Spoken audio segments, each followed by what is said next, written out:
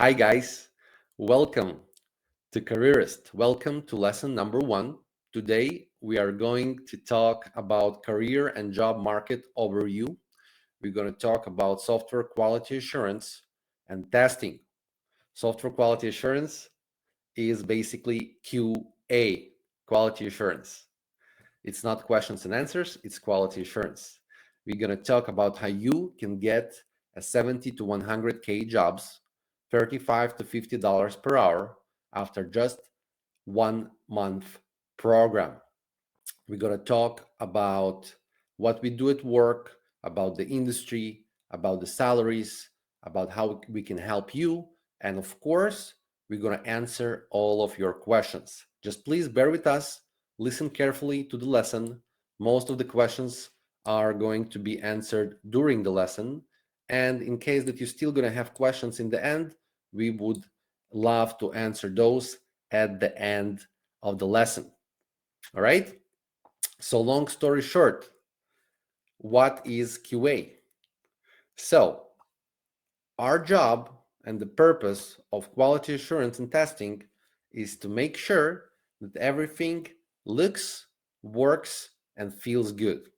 So for example, if you have a web application, like a website, like google.com or yahoo.com or careers.com, or a mobile application, like a dating app or navigation app or any other mobile application that you have on your phone, someone designed it, someone created it, basically implemented what was expected.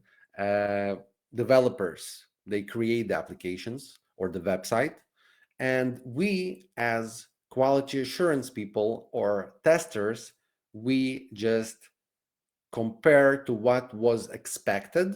We compare the requirements, the design, how things should work, how things should look. And whenever we see a mismatch between expected and actual results, we report those issues that we also call bugs or defects. We report those to the developers. So we don't fix anything, we just report. Once we send those reports about the issues that we experience or we see to developers fix those problems and send those tickets back to us. So we will make sure that those issues were fixed on the new version. Once we verify that the issue was fixed, we close the problem. If the issue is still there, we send it back to the developer with our comments that the issue is still usable on this device, on this platform, in order for the developers to fix it. Okay, so that's our job, to report issues and to verify that everything looks, works, and feels good. Now let's talk about if this course is for you. You need to be authorized to work in the United States. You could have a green card or a US citizenship or any kind of work authorization that allows you to work anywhere, anytime, without limitations and without sponsorship. So for example, if you have EAD asylum, you're going to be good. You also need to speak English and to read English. You need to be comfortable speaking English because you need to communicate with your team, with your managers, and you should definitely speak and read English. It doesn't need to be perfect. You can keep your accent. As long as people understand you and you understand others, you're going to be all right.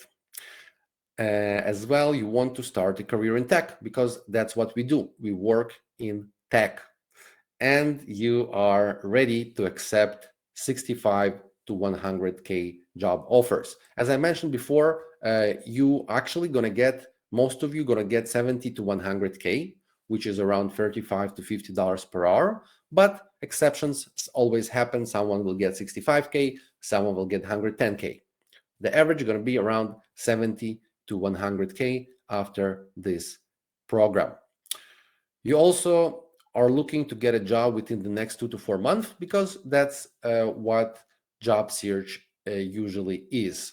After you graduate the program, you join the internship for at least 2 weeks. You practice what you learned, you become more confident, and you start your job search. The job search usually takes between 2 to 4 months, but exceptions always happen. Someone will get the job after 2 weeks, someone will get the job after 4 months and 2 weeks. As long as you follow the instructions, you will see the results in 2 to 4 months. And of course, I'm going to talk about the instructions. They're very straightforward, and I'm going to talk about them in details.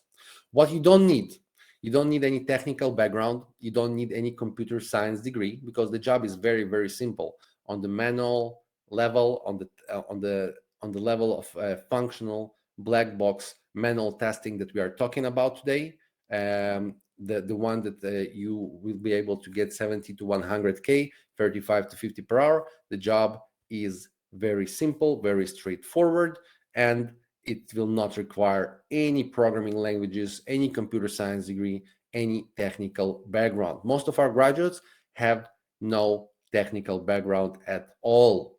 Of course, they don't have any computer science degree. If you do have a technical background or a computer science degree, you will get the job even faster, because companies will just chase after you.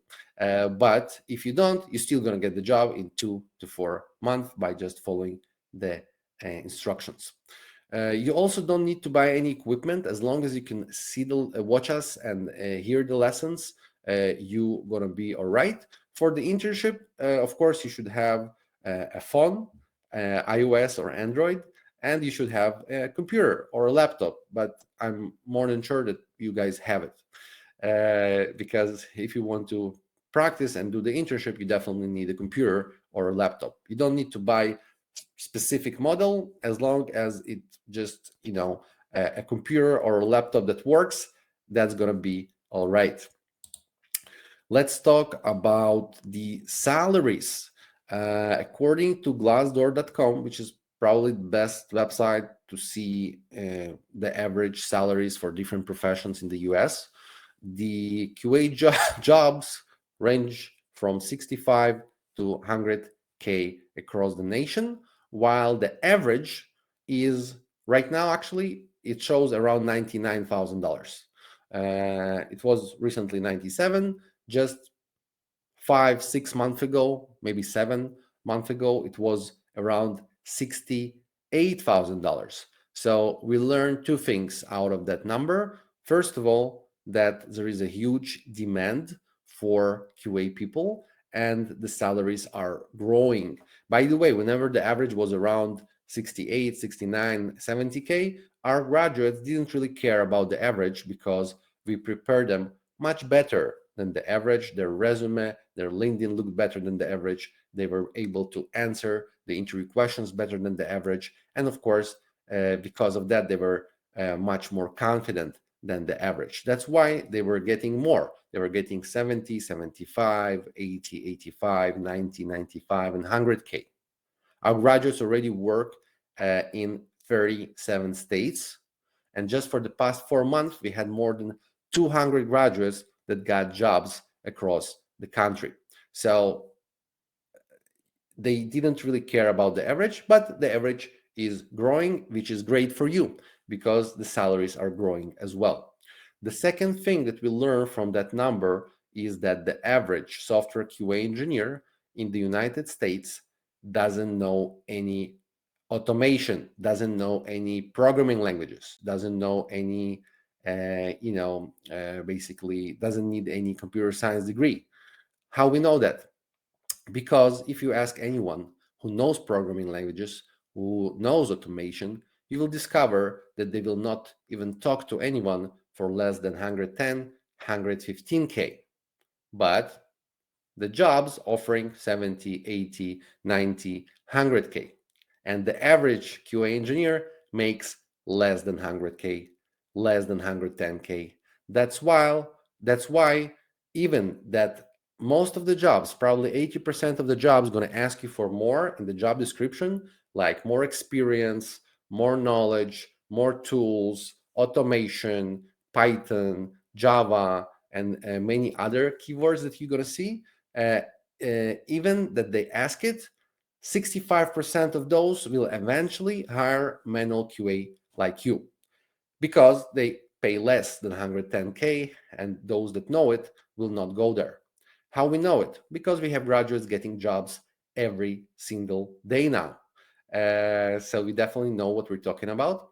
And I also going to share with you a link soon from Forbes magazine about 9 reasons why manual testing is going to be with us for a long time. It's actually called 9 reasons manual testing will always be in demand, and I will share with you this link shortly. Now, let's talk about the benefits of QA jobs. It's very easy to learn. As I said before, you don't need any programming skills at all. It's very good compensation, 70 to 100K, 35 to 50 per hour is awesome. Lots of QA jobs around the US. Recently I see that the market is very hot. Just maybe, I don't know, maybe 6 months ago, 8 months ago, I remember during the good times, we had, I don't know, 800 positions, 700 positions, sometimes 1,200 positions in the big cities. Nowadays, I see 2,000, 3,000 positions, so 2, 3 times more than ever before. I will show it to you. For example, if you go to dice.com and you search for software QA engineer, you will see in the big cities like New York, Chicago, Seattle, San Francisco, LA, San Diego, Atlanta, Georgia, pretty much any big city everywhere around the country, you will see a lot of positions. Also, since the COVID came, most of IT jobs, most of QA jobs are remote. Most of our graduates are working remotely, and they really enjoy it, because to work remotely is great. You just can spend more time with your family, less time in the traffic, and it's very convenient. You don't need any computer science degree, and QA is one of the happiest jobs in the US. That's actually what brought me into this industry, into QA many years ago. I read this article from Forbes about QA being one of the happiest jobs in the US. You can Google it, Forbes happiest jobs QA. It's definitely a shortcut into the IT world, and you will have opportunities for career growth. Usually you have 3 options. One option is just to stay, do the manual testing that we're going to talk about, and make 70 to 100K. And then if you want to grow, you have another 2 options. One is to become more technical, to learn programming language, for example, Python, to learn algorithms, and to learn automation. You will not learn it in 1 month. You will need at least 4 months for that. It's not going to be as simple. It's going to be actually complicated, sophisticated, and definitely not for everyone. 80% will have challenges learning it or doing it. But if you're going to be dedicated, motivated, and focused, you will definitely be able to learn it. And then you'll be able to make 110 to 170K. But again, if you compare manual testing to automation, manual testing, it's like kindergarten, and automation, it's like university. So 80% will have challenges doing it or learning it. I can tell you that we recommend to stay away from automation like from fire until you get your manual QA job. So first you need to focus on getting the manual QA job, 70 to 100K. Once you got that, definitely we would recommend to explore automation. We can help you with that as well. But first you want to get manual QA job and to focus on that. Because if you're gonna try to basically learn both and focus on both, you will not focus on anything, and then you will not get the job. So just follow the instructions and you will see the results. Another career growth opportunity, in case that you're less technical, is to go to leadership, to become a QA lead or a QA manager. There you will have more responsibilities, more meetings. With more responsibilities, you also will get more compensation. But again, to be a manager or a QA lead, you also need some skills of leadership, management skills, and it's definitely not for everyone. But you will have those opportunities in your career in QA if you decide that you want to grow. Let's talk about the job titles, because there are many different titles for exactly same type of job. For example, when I worked at Apple, my position was software QA engineer of second degree. But when I worked at Intel, it was test engineer. When I worked at Toyota Scion, it was software QA engineer. When I worked at Uyala, it was senior functional tester. When I worked at QVC, it was a QA tester. So guys, I did exactly same type of job everywhere. It doesn't matter how it was called.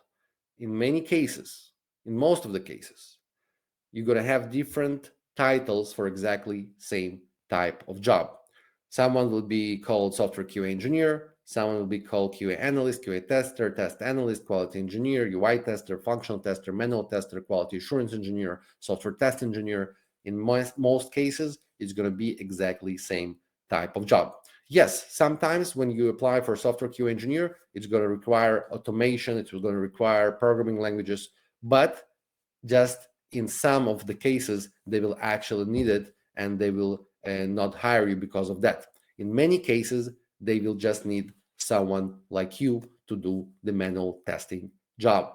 By the way, regarding the Forbes magazine, that QA is one of the happiest jobs in the US, I will share this link with you at the end of the lesson as well. Now let's talk about the QA course by Careerist. What you get from us is intensive practical training from industry experts. When I say industry experts, I mean that we have the best of the best working as software QA engineers, QA managers, QA leads, software development engineers and tests in the best companies in the world, like Google, Facebook, Intel, Apple, and many other companies that I'm going to show you soon, that come here to share their experience, to share their knowledge with you guys, to make sure that you will avoid the mistakes that most people are having during the job search, to avoid the mistakes that we used to have in the beginning of our career, and of course, to help you get your maximum possible rate in minimum possible time without wasting your time, without wasting your effort. You're also going to get internships, of course, with references that will really help your resume. Nowadays, nobody really wants to hire anyone without experience. That's why we will make sure that you will join internships right after the course to practice what you learned, to get more experience, to get more confidence, and to be able to show it in your resume and LinkedIn, so companies would be interested to hire you. The internship going to be at least for 2 weeks, at least for 2 hours per day. But again, you are welcome to be more than 2 hours a day, more than 2 weeks. You are actually welcome to be part of the internship until you get the job. So every month of your job search, your experience will grow. We also gonna help you with the job applications. We have service called JAS. It's part of the program where we basically gonna apply for jobs for you. We know that some people are busy, some people are lazy, and we help you guys to apply for more positions. We usually recommend to combine both applying by yourself and using the job application services, because we're gonna apply for you up to 40 positions per day, and it will allow you to get more calls, more interviews, and eventually more job offers. We're going to have convenient online sessions like today, just in Zoom, where you're going to watch the lesson and you will be able to ask your questions and, of course, get the answers. Sometimes we're going to answer during the lesson, sometimes we're going to answer at the end of the lesson, just to not interrupt the lesson, because most of the questions going to be answered during the lesson. We're also going to have one-on-one calls with mentors. Basically, you're going to have your own mentor that's going to work with you after you graduate the program to make sure that you're following the instructions, to make sure that you are prepared for the interview, to make sure that you know the answers and you sound good. Once we make sure that, we of course help you with the resume, with the LinkedIn, and with much, much more, with the instructions and the support until the victory. Our guarantee, you pass nothing but a small commitment fee until you get hired in case that you choose the income share agreement called ISA. We're going to talk about it in details very soon, and I will explain you all the options that you have.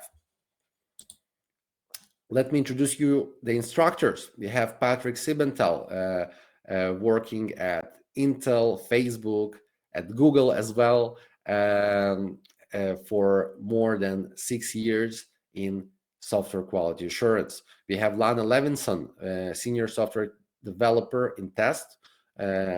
She has more than 8 years of experience in quality assurance, working in various companies in the Silicon Valley. We have Ignacio Britos, QA engineer, QA manager, with more than 14 years of experience working at Eventbrite and many other companies. We have Hezron Padlan, QA lead, with more than 12 years of experience working at Bank of America, AT&T, and many other companies. Olga Chabanova, software QA engineer, working at various companies. You are welcome to see our LinkedIn's to learn more about our experience and background. We have Nick Haradze, a senior QA engineer with more than 6 years of experience working in various companies in the Silicon Valley. Alex Vastovich, more than 7 years of experience, QA manager at United Power, and many others. Vitaly Yerokhin, QA automation engineer with more than 7 years of experience working at Indeed and many other companies as well. We have me, Max Globochansky, with more than 8 years of experience working at Apple, Intel, and many other companies. Today, you're also going to meet Yuri Sokolov with more than 8 years of experience in quality assurance. He's a QA lead at Google in Mountain View, California, and he's going to take the second part of the lesson today. By the way, after his part, I will join and answer your questions. Our graduates work for some of the world's most innovative companies like Uber, Apple, Facebook, Slack, Amazon, Samsung, Groupon, AT&T, Google, Salesforce, Boeing, Chase, Intel, Visa, Oracle, Walt Disney, Snapchat, Dell, Nike, and many, many, many, many more. We have graduates working in more than 400 companies already in 37 states, and we are very proud of it. We have graduates getting jobs every single day now. This is the map that we are very proud of. We have already 37 states. And you know what? Just a month ago, we had 30 states. Now we have 37 states. I'm more than sure that soon we're going to cover the whole map. And that's great, because when we just started, people were telling us, oh, just in the Silicon Valley or New York. No, it's across the country, and our graduates are proving it. The rule around the country is that you can get 70 to 80K, 35 to 40 per hour everywhere. But in the big cities, you can make even up to 50 per hour, up to 100K per year. For example, in New York, in New Jersey, Chicago, Seattle, San Francisco, San Jose, LA, you can make up to 50 per hour, up to 100K. Now, again, you're always going to have exceptions, because, for example, in Florida, most of the graduates are making 70 to 80K, but just recently we had someone who got 90K, 100K, 110K in Florida as well. In Cincinnati, someone got 115K recently. So you're always going to have exceptions to that rule, but the overall average is what I told you. So what we actually do at work, I know that some of you are still, not really sure what are we doing for 70 to 100K, 35 to 50 per hour, what we can do and learn in just 1 month. So let me open your eyes and show you what we actually do at work. I will share my screen with you, and I will show you what type of job we are doing. So let's just talk a little bit about what we test.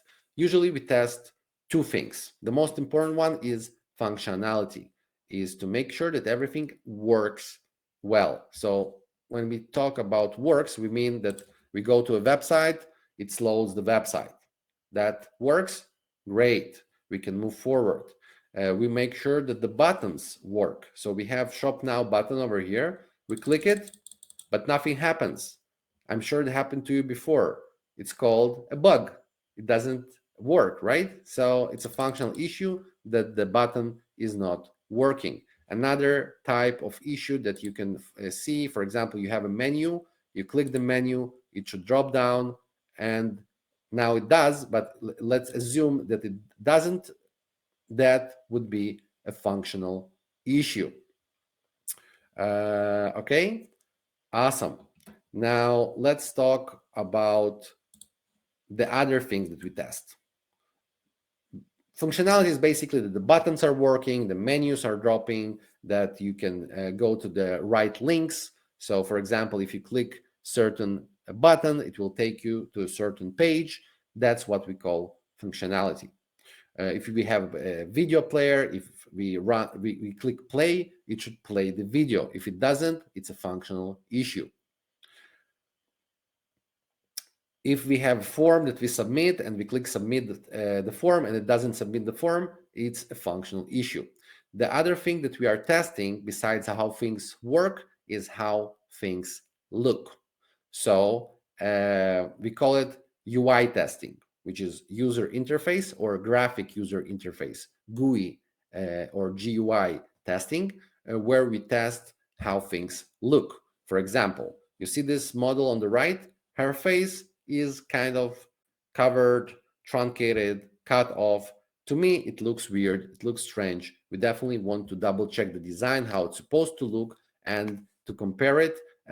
I think that something is wrong here, so we're going to report this problem that the face of this model is cut off, truncated, or maybe even covered, overlapped by that element. Another example going to be, if we go to the right over here with this guy, this model on the right, you see real man's fashion. Please focus on the fashion word and observe the N letter.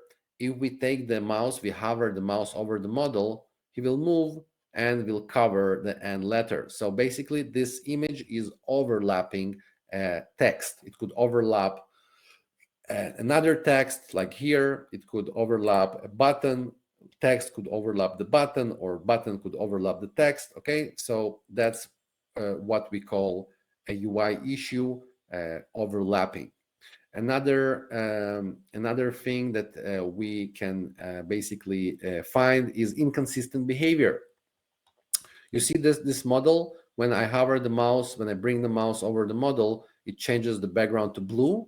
And here it changes to blue as well. So it's very consistent over here, right? But if you move to the third one, you see that the image changes. Here it keeps the same image, here it's not. It's inconsistent behavior that we definitely want to report as well. Another UI issue that we are testing is whenever something is misaligned, like those check boxes on the left. You see, it's supposed to be according to the standards on one line, aligned nicely, but it's not. It looks weird. That's misalignment. Those fields, same. You see, they are not aligned to each other. They look weird. They look not in order. They look strange. I don't know if you really notice it, but this one is misaligned to this one. This is misaligned to this. It looks strange. It looks weird. All right. So that's the type of issues that we find, the type of issues that we report. Let me show you an example how we actually write those bug reports. So let's go to a website. Let's just give an example. You see the 2019 models over here. It shows, let's assume that it's supposed to show 2019 models on this website, according to the design, according to the requirements, according to the specs. Now we go to the website and we see 2019 model, 2019 model, but this model is not 2019, it shows 2020. So let's say that the developer made a mistake, he wrote the wrong year. Now it could affect the sales of the company, it could affect millions of customers, and that's why we definitely want to report that problem. Okay, it's just an example. So what we want to do is, first of all, to create a screenshot of the problem just by clicking Command Shift 4 on MacBook.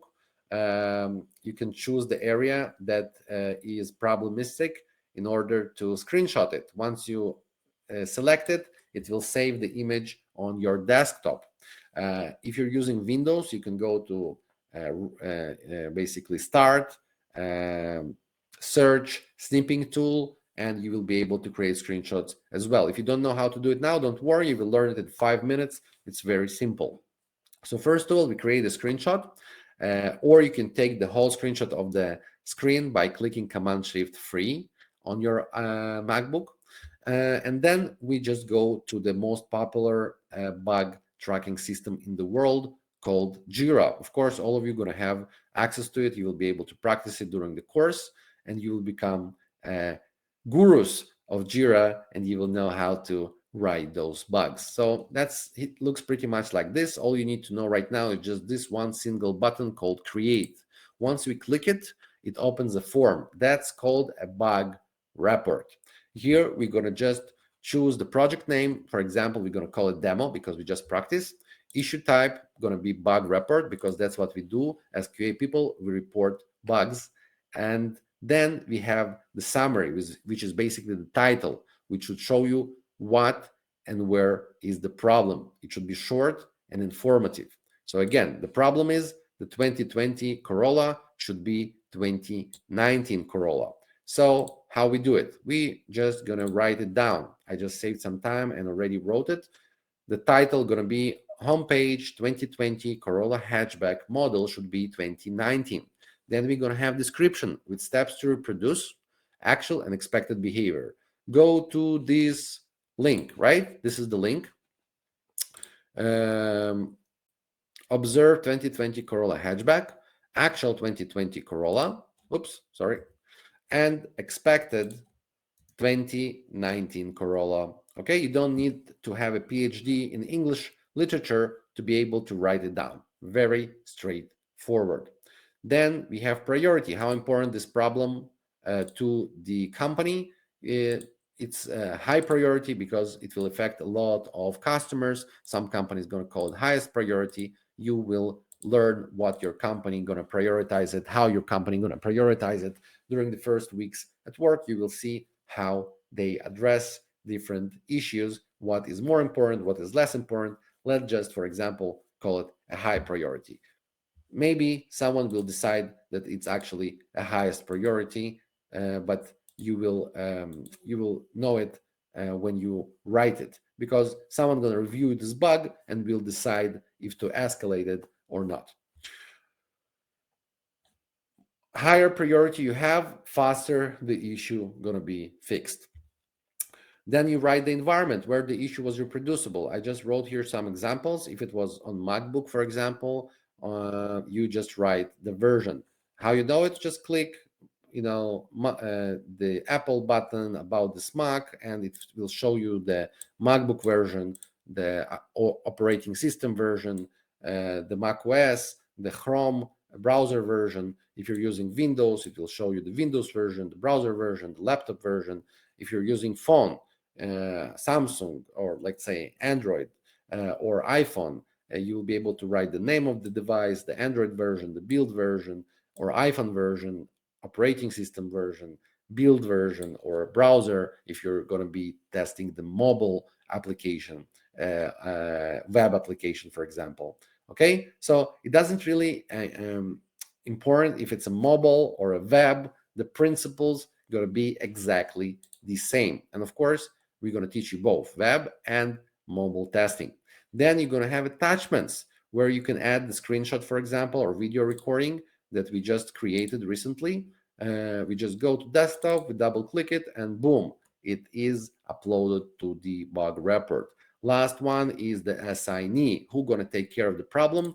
We're just gonna take my name, but in your case, it will be a developer that you're gonna be working with. Usually you work with 2 or 3 different developers that are fixing different things. For example, one is in charge of the front end, other is in charge of the back end, someone is doing mobile, someone is doing desktop, someone is working on the weekend. So definitely you will know who going to be in charge of what. So long story short, project name, issue type, title, which should be short and informative, should show you what and where is the problem.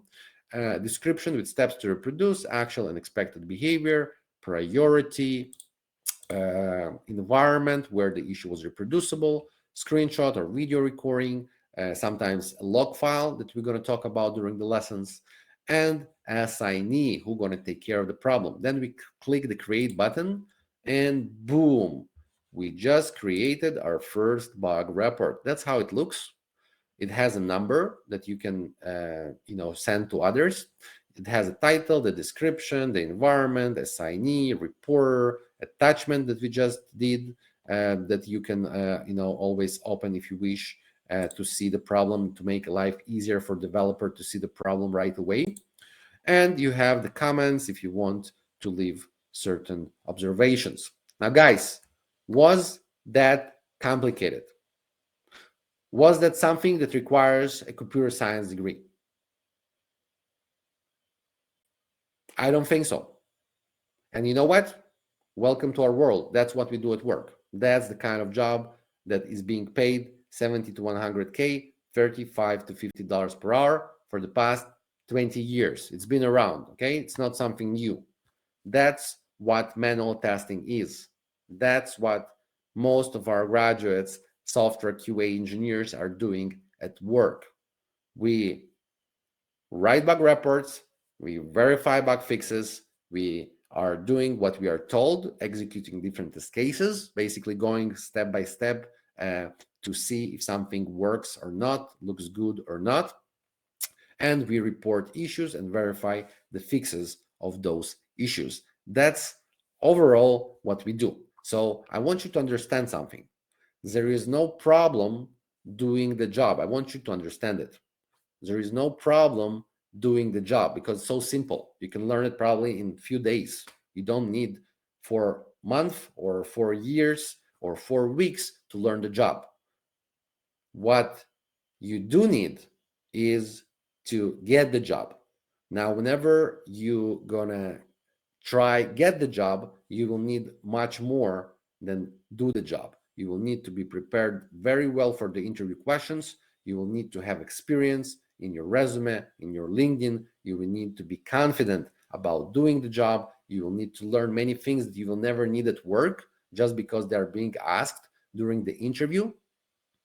For example, API, SQL, something that 95% of you will never need to use at work, but is going to be asked in 2-3 interviews out of 10.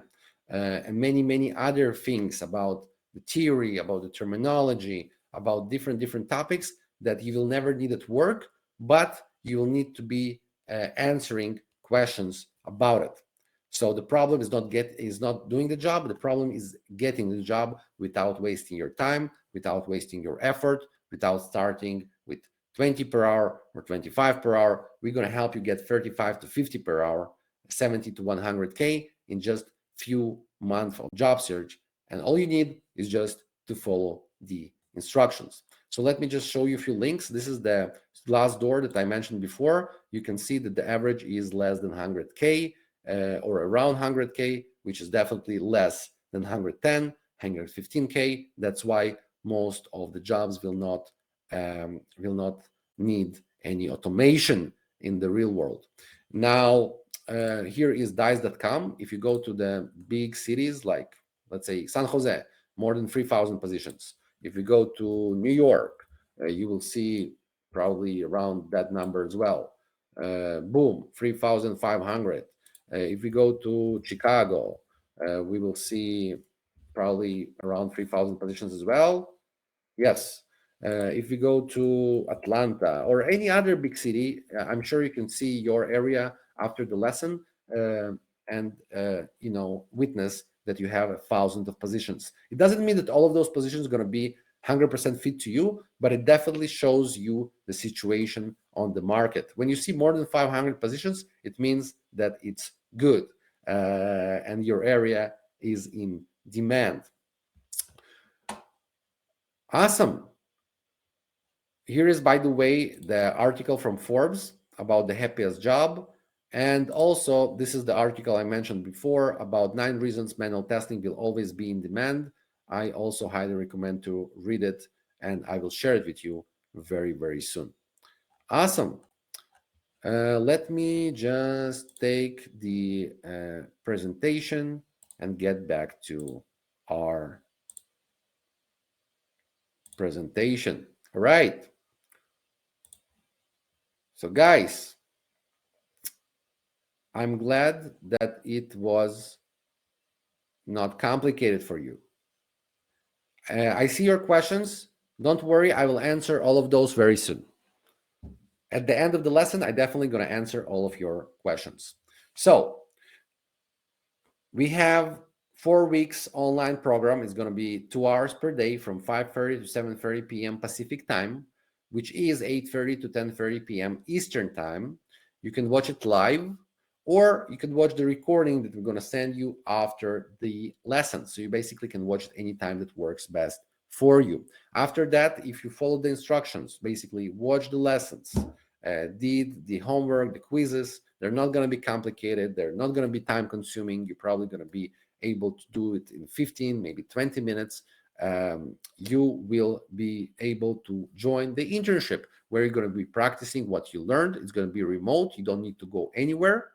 You don't need to pay for the internship. The internship doesn't need to pay for you. It's just a place for you to practice what you learned. You will learn about your team, about your project, about what you do at work, about different situations. You will work with a team, with a lead. You will attend stand-up meetings. You will test web. You will test mobile. You will use different tools. You will create bug reports. You will execute bug reports. Execute test cases. You will create test cases. You will create bug reports.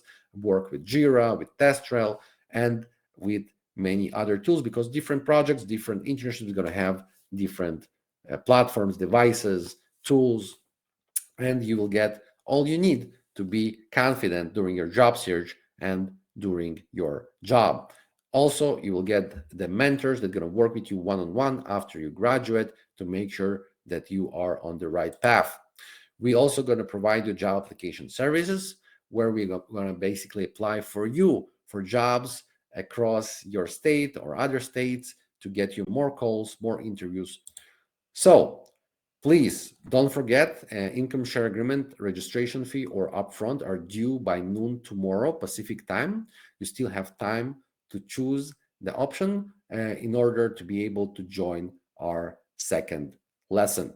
If you're going to have any questions, any personal questions, you are welcome to email advisors@careerist.com.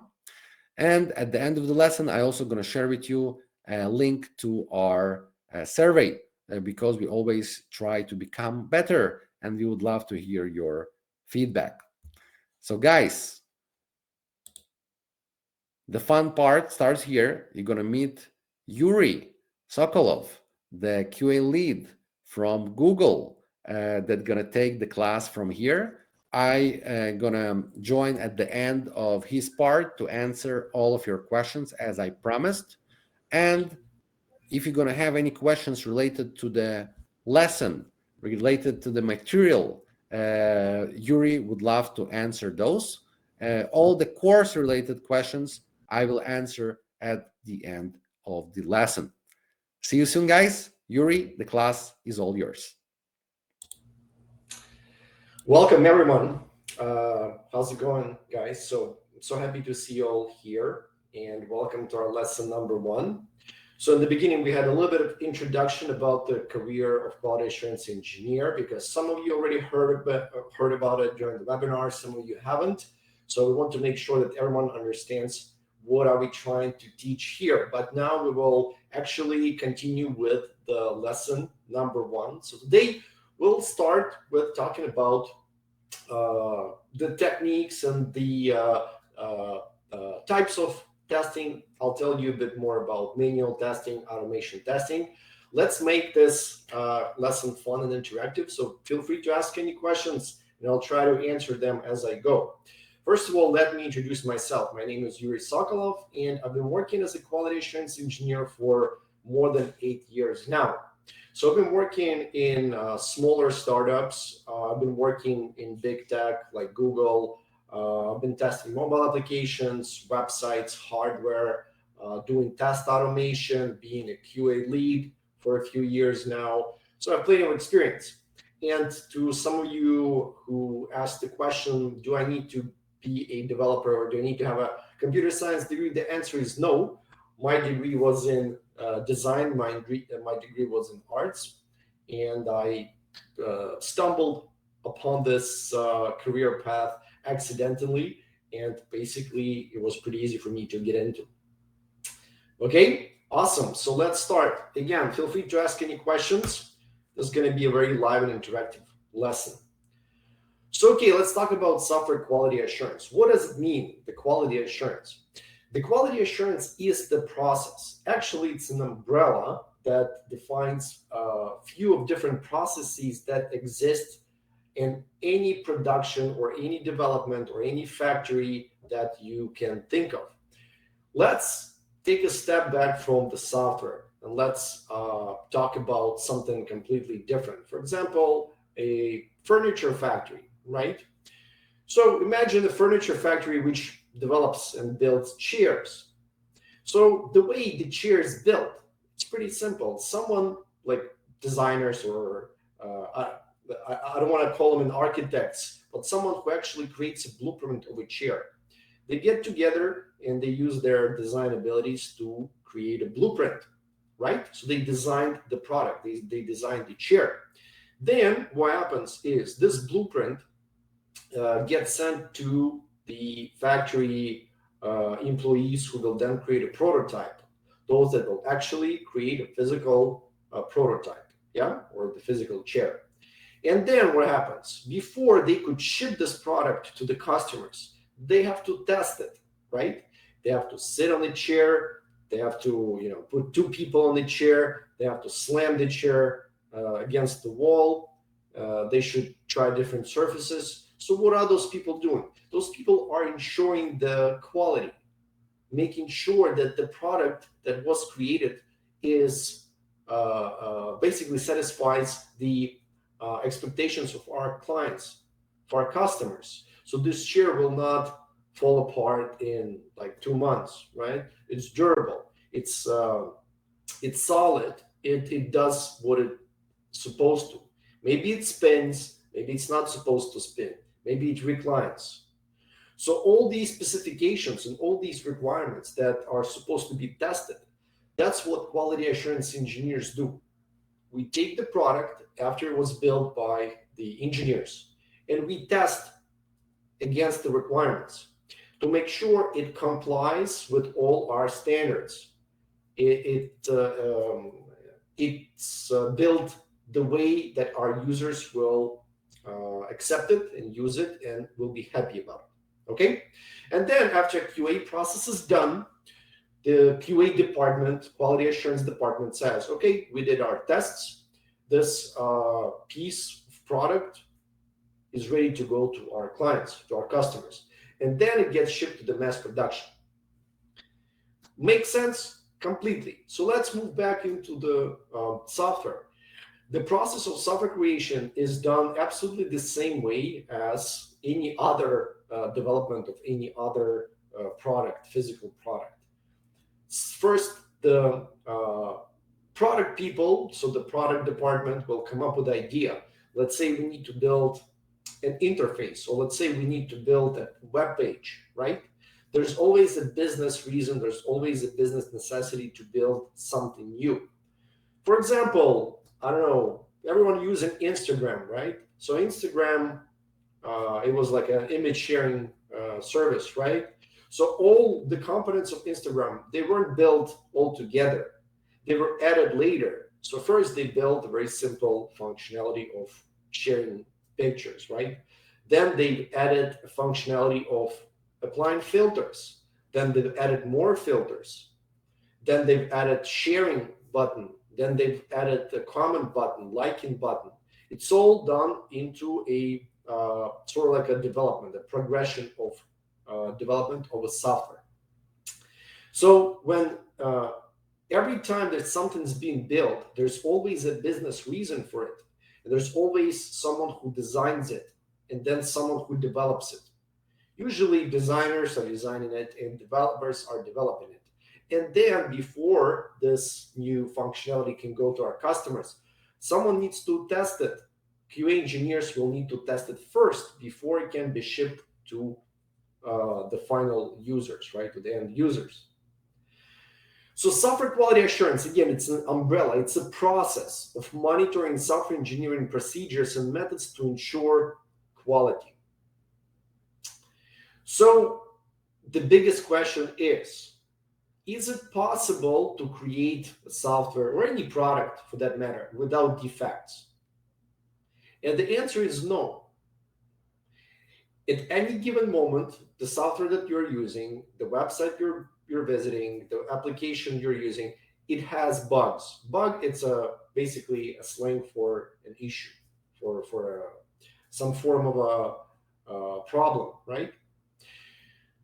So the job for quality assurance engineers is not to catch all the issues, is not to find all the problems, but to find all the biggest ones, all the crucial ones, the critical ones, to make sure that nothing major happens with this software, with this feature when we ship it to our customers. So again, there's no such thing as a bug-free software. And the reason software quality assurance process exists is to minimize the number of issues to an acceptable level, not to find all of them. Okay? So the way we do it, it's pretty simple. Quality assurance engineers, they participate in the entire software development process. So first, we can also join in the process of looking at the requirements, right? Even though creation of requirements of what the software is supposed to do or not supposed to do is not our job, but we can be welcomed into participating in the form of observing and learning on how things should work. What happens if I click this button? What happens if I click that button? What color of this button we should expect? What should we not expect? All those things, they're pretty intuitive. They have nothing to do with computer science. They have nothing to do with coding languages. It's about observing and understanding the product, the website, the web page, the behavior. So again, computer science is not necessary for this particular job because it's not important that much. What's important is understanding how the software works. And anyone can do it. Anyone can look at the at the website, click at the buttons and understand what this button is supposed to do. So quality assurance engineers, or sometimes they're called QA testers or QA test engineers, it doesn't matter. We all do the same job. We look at the software, we look at the product, and we try to understand if it works as expected or if it does not work as expected. It's pretty simple. So we participate in the entire development process, from the requirement definition, software design, development, and then testing, release, deployment, and maintenance. Someone asked in the chat room, do we fix the issues? Do we fix the problems? No. It's not the job of quality assurance department to fix any issues. It's our job to report issues. Developers are the ones who are fixing the issues. Okay? Now, let's talk about software testing. So there's again a bit of a misunderstanding about what the software testing is, what a QA is. Software testing is just a physical part. It's one of the phases of quality assurance. Again, quality assurance is a big umbrella term for many different processes. Testing, it's a physical uh, comparison of what we have on our hands as a product to the expectations, to the requirements. Okay? So I'll read the definition, then I'll explain. Software testing identifies the correctness, completeness, and quality of software. A software testing investigation gives stakeholders important information about the quality of a piece of a software or a service under test. So when developers, the way development works is developers, they always change the code, because if you understand that the every software that we see in front of us, any application, it's just a collection of lines of code, right? It's like thousands and thousands of lines of code that essentially is being, we call it a compiled, the compilation, the process of transferring the code into the physical application. Yeah, the physical application that you and I can use. Either it's a website, your Windows application, your MacBook application, a mobile application, anything, your smartwatch application, it doesn't matter. So our job is to take this application and test it to verify that it works as expected and it looks as expected. And don't be afraid. It's not that we have to basically figure out for ourselves what is going on. No, there's going to be a set of requirements, a set of test cases, which we'll talk about it later, a set of things that already going to be implemented within the company's process or the QA process that we will have to follow to ensure the quality of our product. So it's not like 100% of improvisation of what we're going to do. Although the aspects of QA are somewhat creative, which makes this job an awesome job. It's much more engaging, or I would say much more interesting job compared to software development. Unless, of course, you're that type of a person who loves spending 16 hours a day typing into the code or looking through the code. No, our job is much more fun, is much more creative. We work with a variety of technologies, variety of testing techniques, and we don't really get bored compared to what software developers do. So software testing provides an objective and independent view of the software, which allows the business, the company, to appreciate and understand the risks of implementing the new or changed software. Okay, guys, so far so good. Can I proceed, or do I have any questions about this part?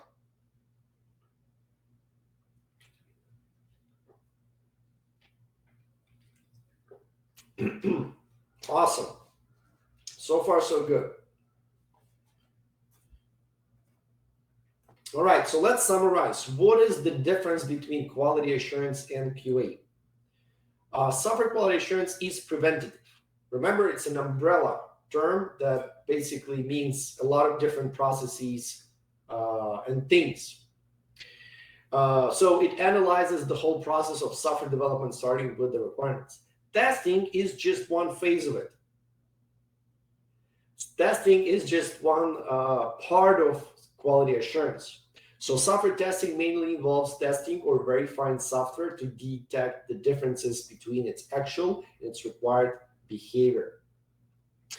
That's what Max basically showed you before, when we would test, let's say, a website. And we know that our expected behavior would be to search for 2019 Toyota Corolla or 2020, whatever. But we actually see on the screen that the year was 2021. What is it? It's a mismatch between expected and actual result. And if we see the mismatch between expected and actual result, it constitutes the bug. The bug, again, it's equals to issue or problem or error, call it any way you like. Essentially, it's something we need to report to developers. That's it.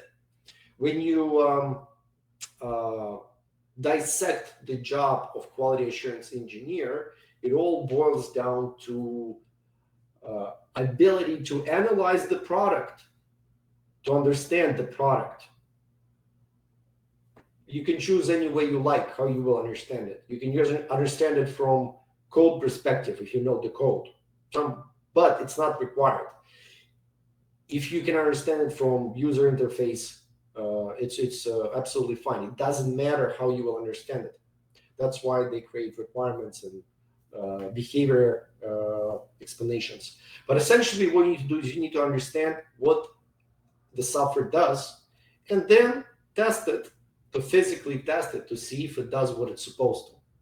There are many ways to check it, right? There are many different ways to QA it.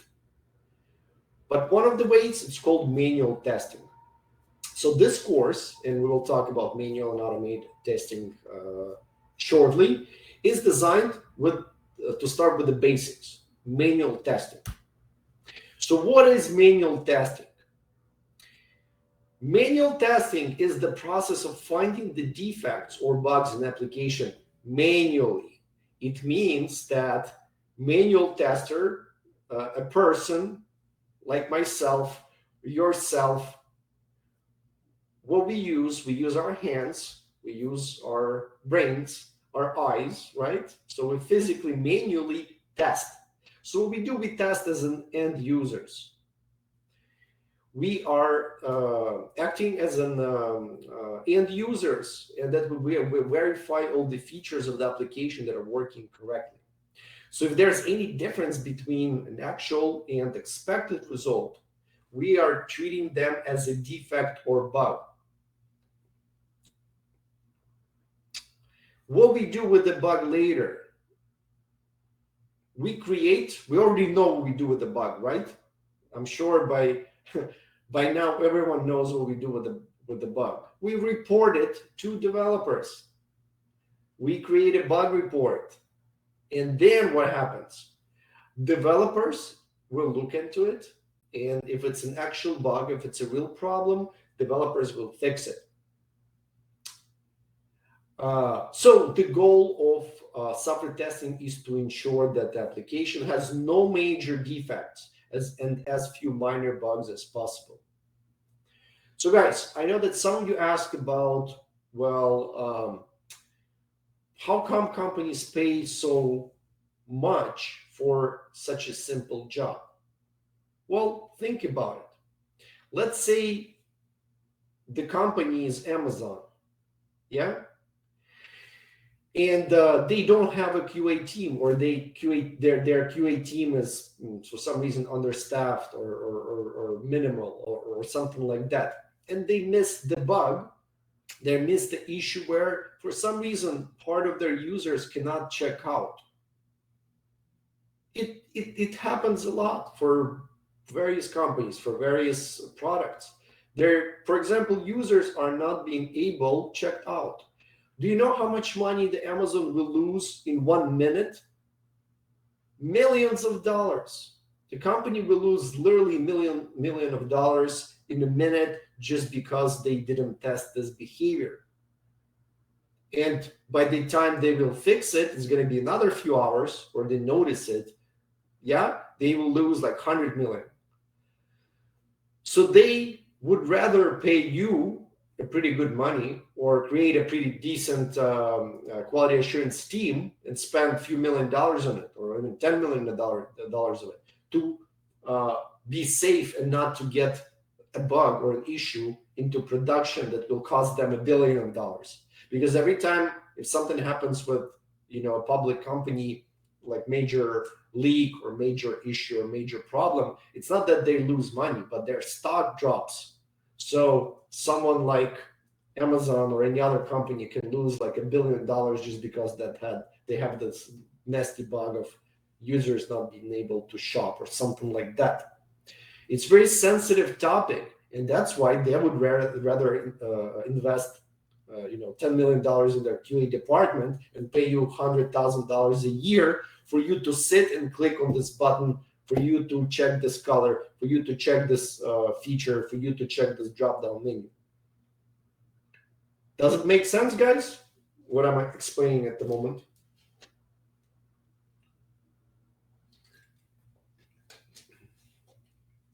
Awesome.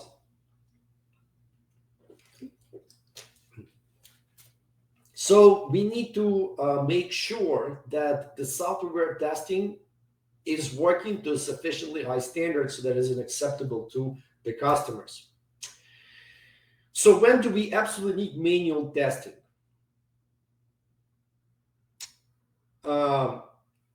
Human intervention needs to be ongoing. So far, there is nothing that can beat a human, right? A human intervention, a human eye, or ability of a human being to understand, read, and test the product. At the moment, people are the best instrument in testing in the when we have like a short period of time to test.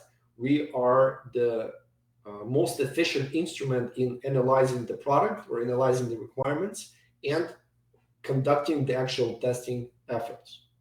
So the human judgment is always, even in the companies that progress in automation, there's always a big bet on human judgment. There's nothing better than human judgment. Automated testing is too expensive or time consuming. This is absolutely true, and it's coming from a person who has been doing automated testing for a few years now. It takes, for a manual engineer, it will take a minute to test something like a button, right? For automation, it will take 3 days to automate it, another 3 days to debug it, and who knows how much time to make sure it works. So the person is still far, far more superior to the machine. I don't know if it's a good thing. I don't know if it's a bad thing. That's just the reality. I worked for like 6 years or 5 years in manual testing, and I've been working in automation for a few years now. And I can tell you that automation is definitely not even close to substituting the manual testing. Manual testing, again, it's not just testing, right? We call it manual testing, but it's not just physically testing. Manual tester or manual QA engineer is present throughout many different phases or meetings or plannings. So we are one of the important units in the company. In fact, QA engineer is, I think, to my personal opinion, that QA engineer is one of the most knowledgeable persons in the company. Why? Well, let's take it developers. Developers work on their part of the code. In fact, they may not even know how the whole application functions. They don't have to.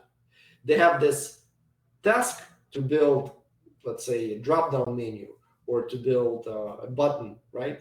And they work on it. And they only work with everything that is related to this button or close to it. But do they know how the whole application works? Of course not. The application can be really complicated and sophisticated, and they don't have to. Then they move to another button. They move to another button, right? QA engineers, we work with the flows. We work with so-called end-to-end functionalities. So it's crucial for us to learn the application flow from start to finish, how all things behave. We don't need to code for it, right? We just need to know the product well, and that what makes us one of the most knowledgeable and informed people within the company. I remember me working in a startup, and I remember developers coming to me, or people who just joined the company, they wouldn't know anyone to go and talk to someone about how the software works, how the application works, what is expected, what is not. So QA engineers usually were the go-to people who would explain everything, because we would be working uh, with the final product a lot. So again, manual testing can be used in many phases, stages: requirement analysis, test planning, when we actually when we actually plan the testing of a certain addition to our software. For example, a new button. We know that there's going to be a new button. Like Instagram decided to add a button to test likes. Yeah, they say they didn't have it before. They decided to add it. We need to plan the testing. Then we would create test cases. Test cases is a separate thing, and we will be talking about it extensively during our lessons. And I guarantee by the end of this course, if you follow our advice, if you follow our practices, you'll be the test case creation master, the guru. Yeah. Test cases are short scenarios that are developed in order to document our efforts. For example, click this button, verify that clicking this button produces some result. Clicking this button searches for something, or we will talk about it later, right? So there's a testing phase where we actually test the product. When we test the product, we do bug reporting. When we report bugs, developers have to fix them. So developers are fixing those bugs, and then we will have to verify the fixes. That's pretty much it. That's the whole workflow of any manual tester. Do you have any questions, or so far so good?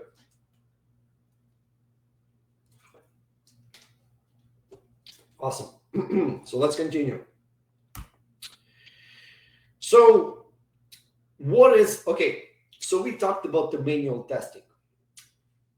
Let's briefly touch. I don't really want to spend too much time about talking about automated testing. I want to just touch this concept briefly and make sure you understand what automated testing is. There's a lot of misconception, there's a lot of misunderstanding about manual and automated testing. So let's figure this out together. What the manual testing does.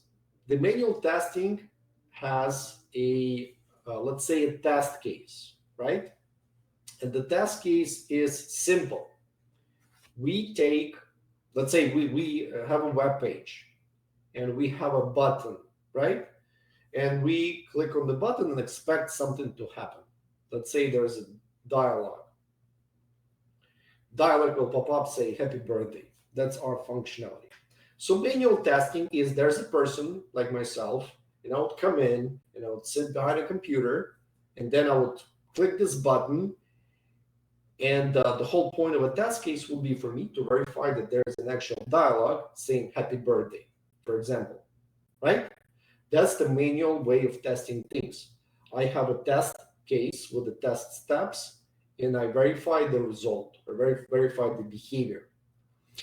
Now, what automation does, automation takes the same test case that was developed by manual QA engineers, because all these cases are written by someone who actually knows. They're basically written by people, right? They're not written by the robots. They're written by the people. So the automation testers, what they do, they take this test case and they convert it into the testing script, meaning that they will use coding language and the testing framework to transcribe it into the commands in the code, right? And then, so the commands will be open the browser. The browser will click on this button, and this button will produce some results. And it will all be performed and checked by the code, by the script, yeah, the coding script. And then the script will be placed on the process of running constantly will be checked 2-3 times a day without human intervention. So automated testing is not really a testing. In fact, our test automation has very little to do with actual testing. Test automation is an ability of someone to take a manual testing effort and transfer it into the code and then make sure it works and runs. So in fact, you won't even be a good tester if you just know the automation. And that's the big problem. The best way, if you want to learn an automation, the best way is to learn the manual testing first. It's the foundation of all the techniques, of all the basics, right? So some people try to do pretty stupid thing. They try to learn coding or the automation frameworks or coding without understanding the concept of manual testing or just QA, and they will fail. In fact, I work with a lot of people who don't know how to QA. They don't know how to test. They know how to transfer the code or take the test case written by the manual QA and transfer it to the script. But if you ask them to perform a task of a quality assurance engineer, they will fail. They won't be able to do so because they're not QA engineers. They literally just learned how to code the basic scripts, right, in this particular setup. So my advice to you, as someone who went through the same process, first, you understand the concept of manual QA, the QA methodology, and QA theory, which doesn't take much time.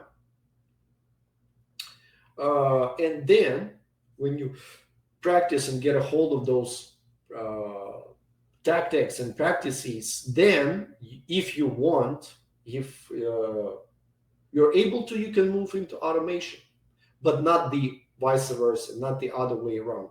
You don't start with automation and then basically go to manual because it's just a waste of time.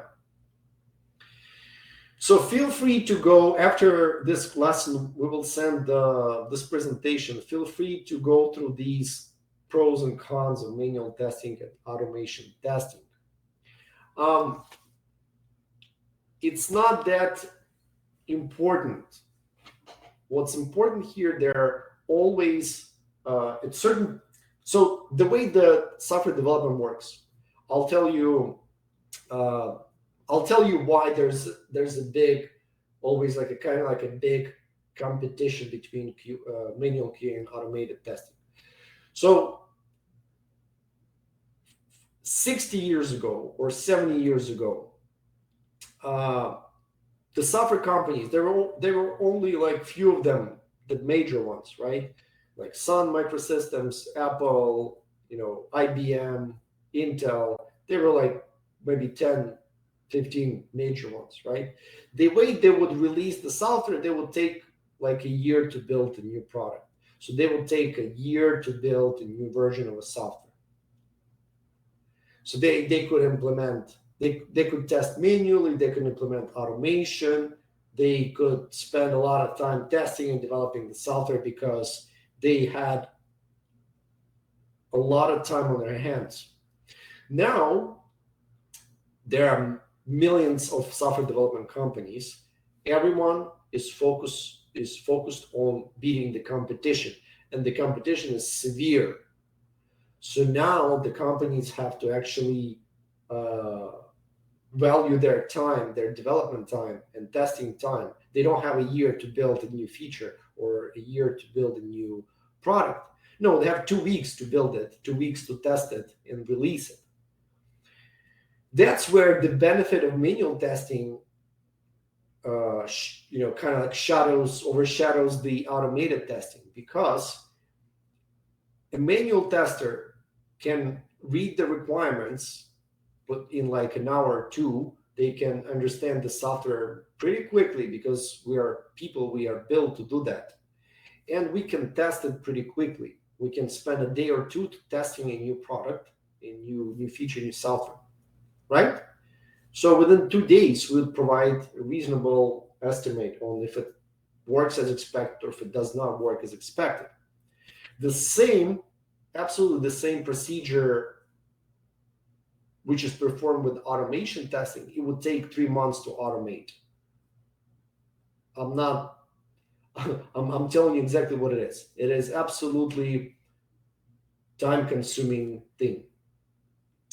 That's why a lot of the companies, they don't have 3 months to test something with automation. They really need manual testers to jump in and test it within a day or two, jump out, provide the sign off, and we're good to go. Automation testing is still important, and it can basically do a lot of things that are really benefit the company, but they are used for different processes. They're used for different tests and different things. Okay. All right, guys. So far, so good.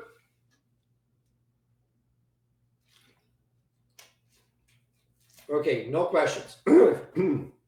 If you have any questions, let me know. Let's continue. Let's actually get to the manual testing part. You excited? Yes.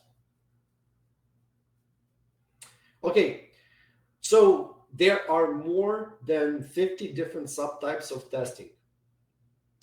Manual QA engineers mostly perform only a few of them. So a bit of a history, really quick uh, history lesson.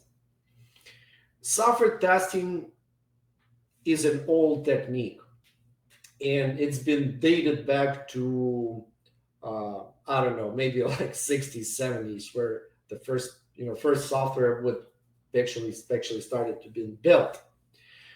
And there was no formal process. Like 70s, 80s, there was no such thing as software testing, because software testing is not black and white in the terms of, like, it's not a coding. With the coding, it was simple. You get the coding language and you coded it. With the testing, it's not a strict science. It's more of an approach. It's more based on the techniques. So some people they started to build those techniques. They started to create those testing types. They started to create approaches towards testing somewhere in the like 70s and 80s, right? And there was one engineer. They would create, like, they would categorize, and they would create their own structure and approach towards testing, and they would get sort of a popularity within some circles of testers. They would share their knowledge, and it would sort of like be preserved as a testing type. But then 5 years later, there would be another guy who would come up with their own testing types, right? Because it's not a definitive science. It's more of a technique or approach. And every person can come up with, 10, 15 different approaches on how to do certain tasks. So 10 years later, will be another guy that would come up with their own book of, how to test this software. And they would come up with their own 20 different testing types. So essentially, by the year of 2000, we would end up with about 100 of different types of testing, dozen of authors or dozen of QA gurus that were basically creating the whole approach of testing over the past 30 years. So now we ended up with this bucket of different subtypes and types and approaches. And do we need to know all of them? No, we don't. We need to understand the gist of it. We need to understand only a few of them that are still used on daily basis in the software companies. However, it is important to understand some basic types of testing, because they may be asked during the interview. They may be asked during your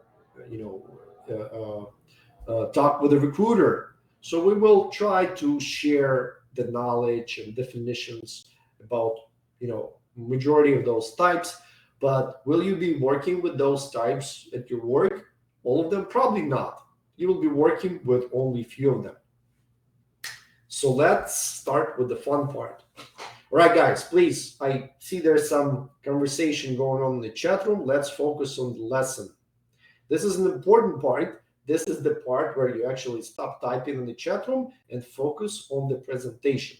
And if you have a question, you ask the question in the chat room about the presentation. Yeah? All right.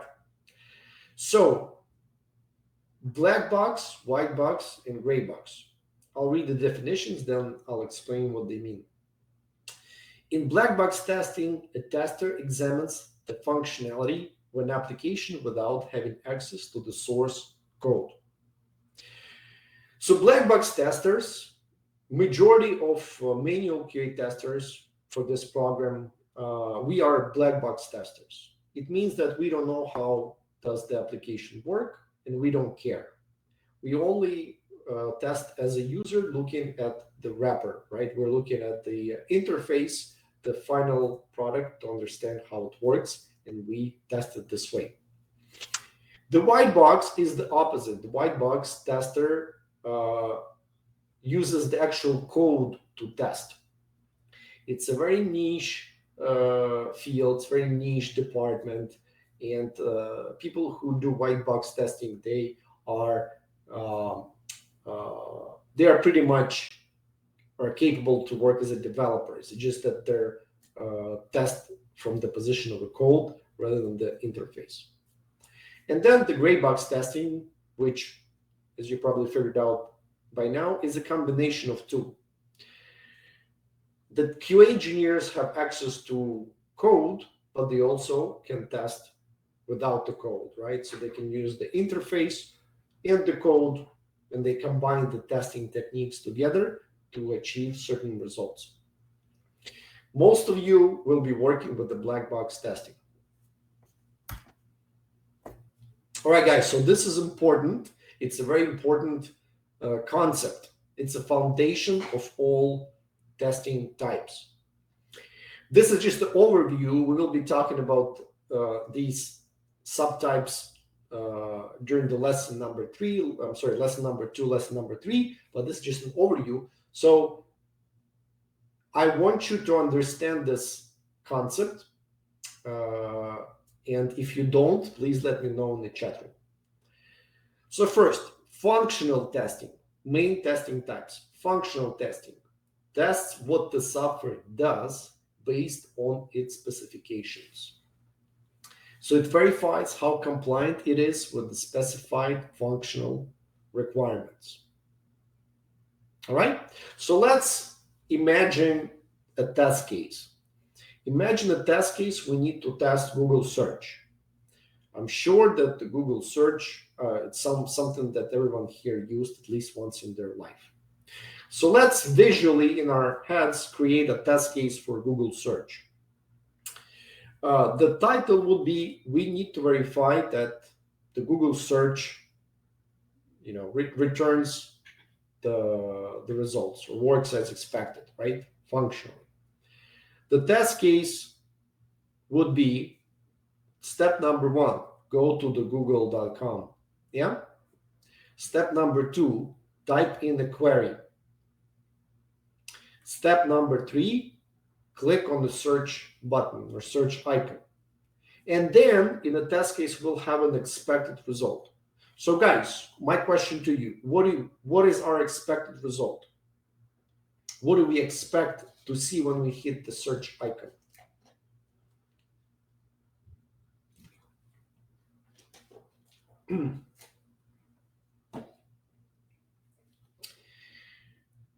We expect to see search results. Yeah? So we provide the input, and we expect the Google to return the list of the search results. Okay? So it's a functional test case because we're testing what the system does. Now, let's take a look at the non-functional testing. Non-functional testing, it's a testing of a software application for its non-functional requirements. Instead of testing what the software does, we are testing how well the software functions, how well the software performs rather than its specific behavior. So let's take the same test case, right? The same test case for Google search, but we would use the non-functional criteria or non-functional requirements for this test case. So let's say we would go do the same procedure, right? We go to the Google, we would type in the query, we would click on the search icon, but instead testing what the system does, we would expect different things.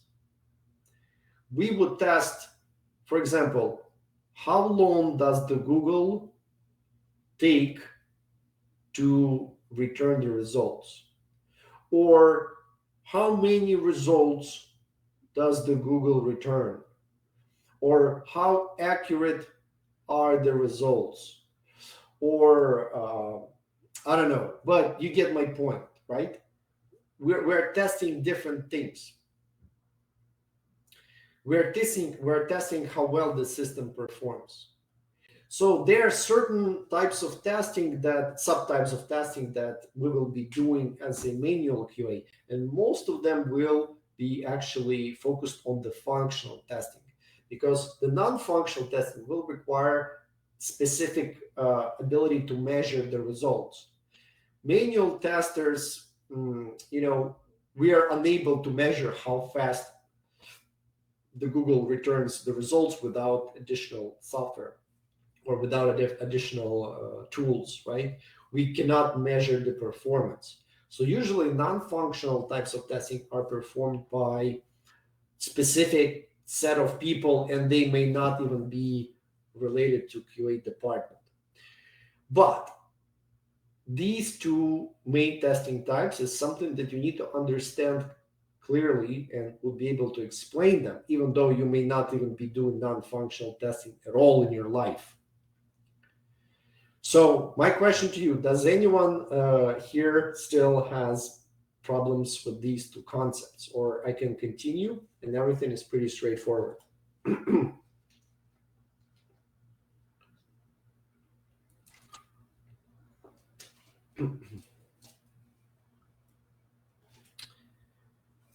For now, we don't need to go deeper. For now, all you need to do is grasp these two differences. All right. Another important piece of information. Something that we, again, need to read, understand, and learn. Remember, I told you that there are 50 different subtypes of testing types, right? Different types. True. And there are only few that we need to understand because we will be doing them a lot during our work. So those three are the most common subtypes of testing. So first I'll read the definition, and then I'll explain one by one. Your job is to focus, listen, ask questions if you're not sure. So first, let's start with exploratory testing. Exploratory testing is an approach to software testing which focuses on discovery, learning, and investigation, and relies on creativity, experience, and intuition of the individual tester to quickly uncover defects, and often described as simultaneous test design and execution.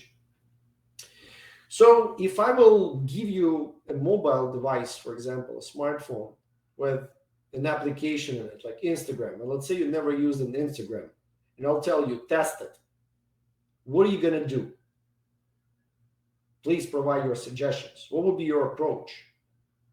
How would you approach a task of testing a mobile application without even knowing anything? Play with the software. intuitive testing. Know first about Instagram. Well, here's the thing. Knowing something first, it doesn't mean that it will provide you any knowledge or even hint on how to test. The way you can know the software is to explore it, right? You play with it, you test it, you explore it, right? To summarize it, to use it. And I can guarantee that within 30 minutes, even if you never used Instagram before, you will understand what the software does completely. What are the main functionalities? What are the main features? We can already, in our head, we can create the test plan, even though we're not even the QA engineers, or we don't have documentation, or we don't have test cases, or we don't have a test plan. You play with the software in your right as you use it, right, and you understand what are the main components, what are the main features of the software. And for Instagram, it's pretty simple. What are the main components of Instagram or functionalities of Instagram? Upload the photos, edit photos, yeah, like applying filters or changing the photos, liking, commenting, sharing. That's it. Yeah, it will take you literally 30 minutes to understand what to do and how to test. So even if you don't have any documentation on hands, if I'll give you the Instagram to test, you will, in 30 minutes, you will understand the main functionalities. You'll explore it. And then after you understand the main functionalities, then you can start um, building your own test cases in your head. Yeah. So you will test uploading, a larger image or a smaller image. You will try applying different filters. You will try sharing it to different accounts. You'll try to sharing it with cell phone. You'll try to sharing it with email. You'll try sharing it with Facebook, right? You don't need to even know the requirements for that. It's just intuitive. So that's what exploratory testing is. Exploratory testing is an approach which relies on creativity, discovery, and investigation of a QA engineer. All right, so let's move to the smoke testing. Now, smoke testing, where it gets a bit more interesting, a bit more complicated. So first, I'll read the definition, then I will explain it. Smoke testing covers the most important functionality of a software and verifies that the software appears to work correctly. It precedes actual in-depth testing and it aims to verify that the build is deployed successfully and that all components are running and ready for the actual test process. Again, another history lesson. The term smoke testing comes from a 70 years ago production times where they would have a factory which would develop an appliance or any hardware, right? Like a toaster or an oven. So the first, as I already mentioned, every production at some point had quality assurance process. So the factory, GE or whatever it was 7 years ago, 80 years ago, they would develop a refrigerator or a toaster oven or something. The first test they would do, they would take the oven and what do? They would plug it into the wall outlet or they would turn it on. If they would see the smoke coming out of it, it means the test case failed or the test failed, right? Why? So what is the point of smoke testing? The smoke testing checks quickly if there's something obviously wrong with the software or not. Let's go back to, so smoke testing, the terminology comes back from previous century, and it's still used in software development. What does it mean for software development? Remember I told you how the software is made, right? So at any given moment, the developers will basically change the code. They will be changing the code all the time, right? And then you would end up with the build, with the version, right? So before we would, as a QA engineers, before we would go in depth testing, we would start going through, test case. It would start wasting too much time testing every little thing. We need to make sure that whatever that developers came up with as a build version, as an application, does not have any major problems right away.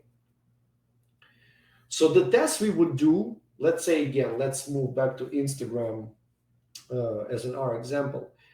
If I would be a QA engineer, let's say for Instagram, and developers just handed me this newly compiled version of their application that I would install on my test device. The smoke testing would be myself playing around with all the major functionalities. And we already know the all major functionalities for Instagram. We already established that. So what is the purpose of smoke testing? Smoke testing verifies that whatever the build version we have that was untested, right? It doesn't break at the very beginning, because the majority of the problems, if there would be like a major problem or major issue with the code, we would see it right away. We don't have to go like test case by test case, functionality by functionality. We don't need to. We would spend 30 minutes playing with an application, trying to test major functions, because if something would be critically wrong with an application, we would see it right away. Hence, us not spending too much time going into the details. We would just do smoke testing. And if we see that everything is fine, then we can say, well, we see that it's working fine. Smoke testing works. And then we can proceed with the in-depth testing, spending, X amount of hours testing feature by feature, part by part. All right, do you have any questions about smoke testing? The question is, so essentially, is it to make sure that the workflow or the details is function properly in the software? Essentially, it's to make sure that nothing obviously is wrong with it. So we will touch the major functionality.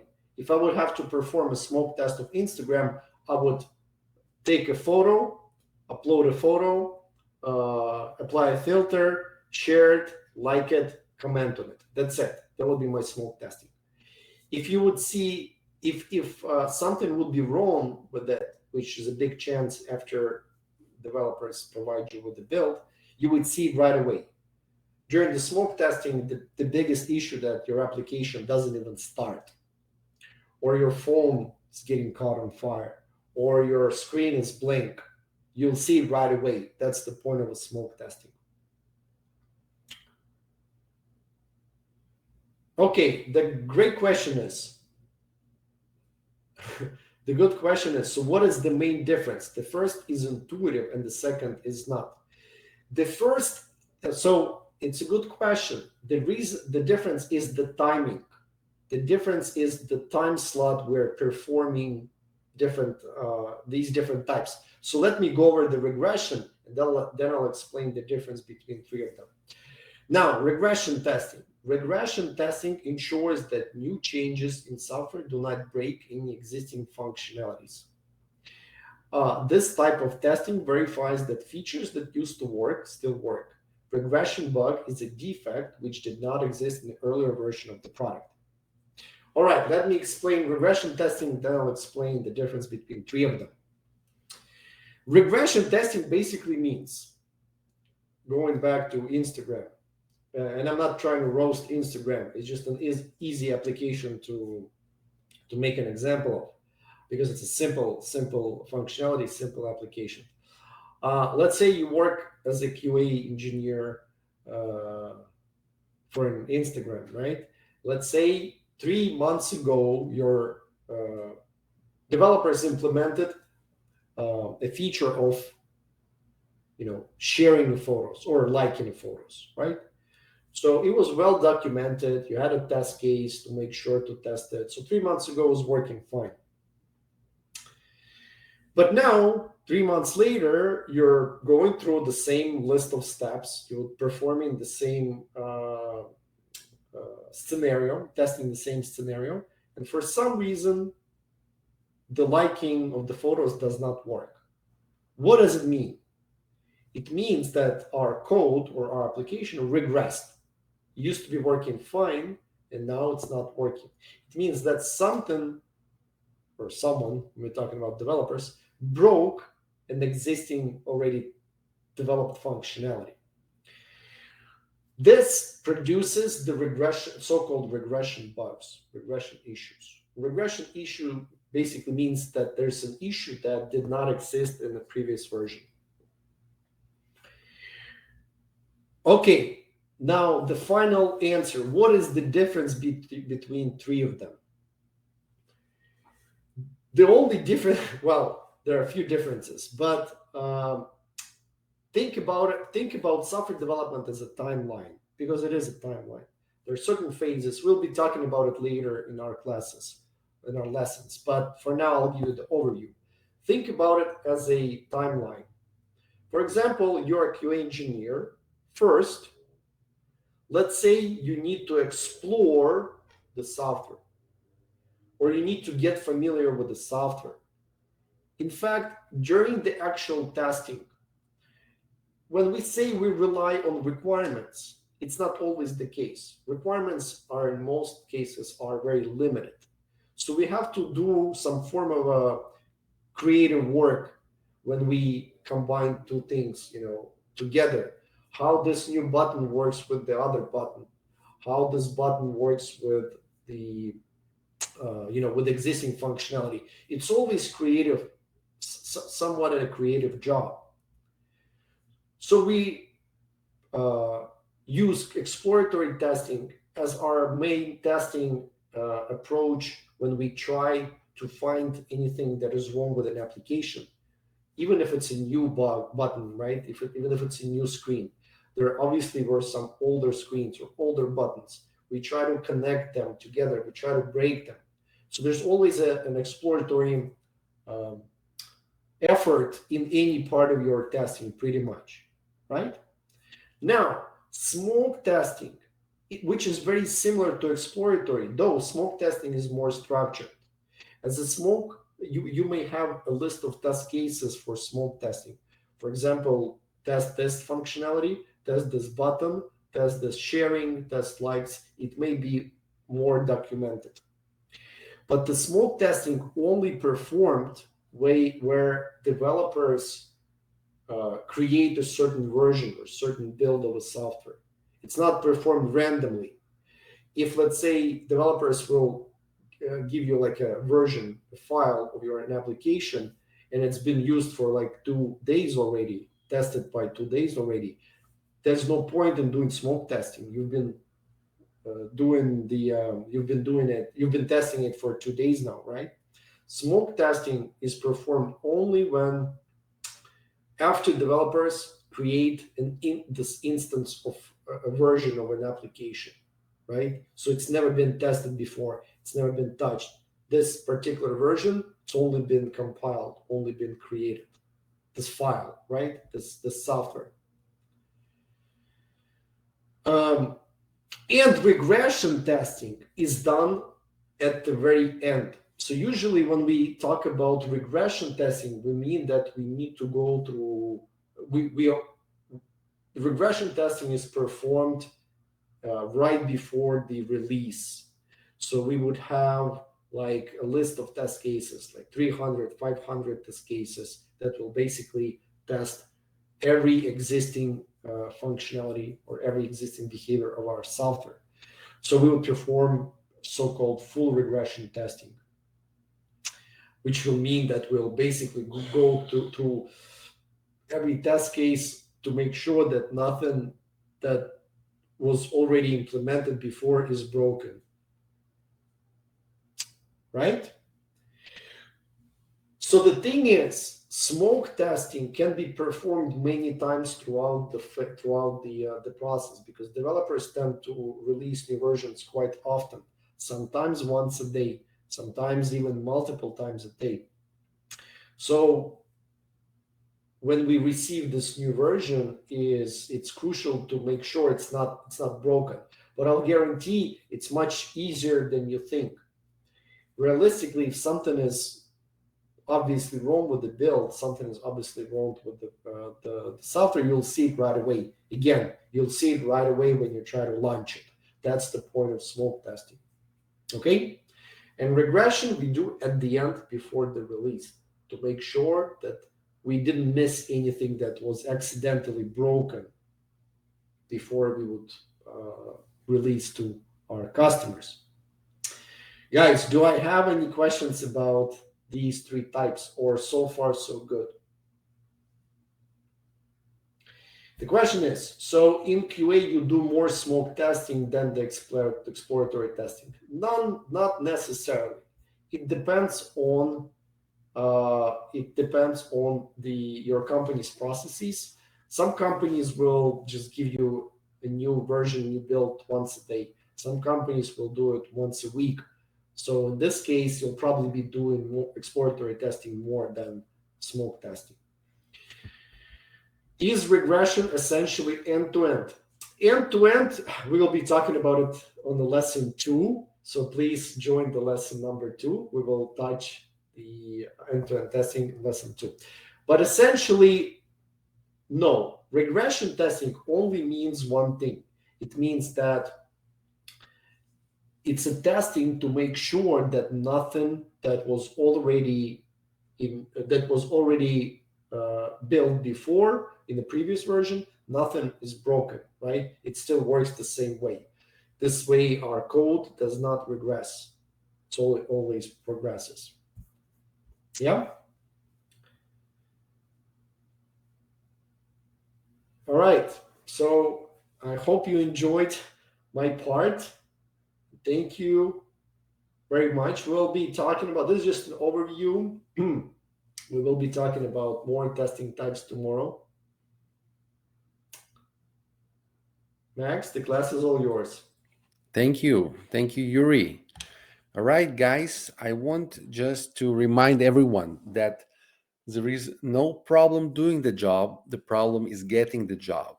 That's why probably 80%, sometimes even more, of what you learn, like terminology, like theory, is for you to understand the industry, is for you to become a better professionals, but you will not actually gonna need it at work. So don't overthink about the definitions. It's just an introduction for you to understand the industry, to understand quality assurance, the purpose of it, the different names, different definitions. But at work, you guys usually just do what you're told. So you're going to get instructions, what to test, where to test, how to test. Most of you are going to be focused on doing the functional testing, the black box, the manual testing, testing the functionality, how things work, and testing the UI, how things work. How things look.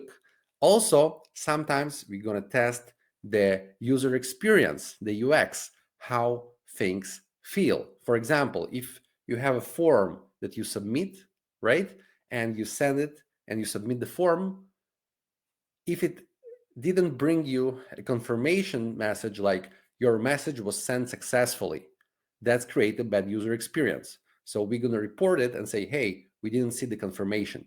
Okay, so that's pretty much what we test, how things work, look, and feel. Most of the things that you're going to learn, you will never need at work. We are very transparent. That's why we tell you the truth, that we tell you how things are in the real world. Many things that you learn for the interview to get the job are not the things that you're going to need at work. For example, SQL, or API testing. It's being asked in 3 out of 10 interviews, but 95% of you will never need to use it or do it. Okay, so even in case that you will not be able to understand SQL or API testing, which you just need on very general level, just the basics, even if it will be complicated for some, it's okay, because 70% will not ask about it, and you're still going to get the job anyway, if you're going to follow the instructions. So we have two kinds of people. Those that are following the instructions are getting the job, and getting the job in 2, 3, sometimes up to 4 months. And we have those that are not following instructions and they're just wasting their time and effort. So just relax, follow instructions, and you're definitely going to see the results. I don't remember anyone who was speaking English, who had a work authorization, who was following the instructions. Of course, he was nice and friendly, who did not get the job. Okay, so please, I really want you to see the results. I don't want you to waste your time and effort. Follow the instructions and you will never regret it. Now, as I promised, I'm going to answer your questions, guys. Just bear with me. Let me answer the questions that we already have in the chat. And in case that you will have more, I will answer them right after. I just want to remind everyone that we have a button below of get contract and invoice that you can click, and click the get button and choose the option that works best for you. I see that most of you already did it. Thank you very much. And those few that still didn't, you still have the chance doing it now. So let me read your questions. What title should I search on Indeed to find a job like this? So as I mentioned before, you have different names, and I will show you the different titles. Okay, so the best is to search for software QA engineer.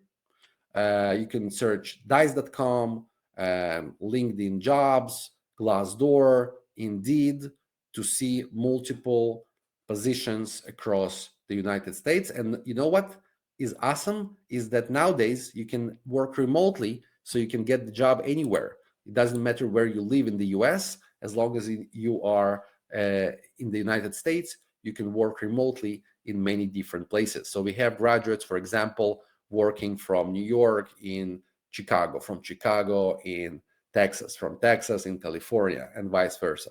Okay, so it could be QA engineer, it could be QA analyst, QA tester, functional tester, manual tester, software QA engineer, software test engineer, and many other different names. By the way, you will get a video recording of today's lesson to your email after the lesson. In case you cannot find it, or you can always check your spam and promotions folders. Sometimes it gets there. I showed you the map before, right? So this is the map where our graduates are currently working across the country, already in 37 states now. And you can work anywhere anywhere around the US remotely. Some jobs going to require you to come to office, but many jobs will just need you to work remotely.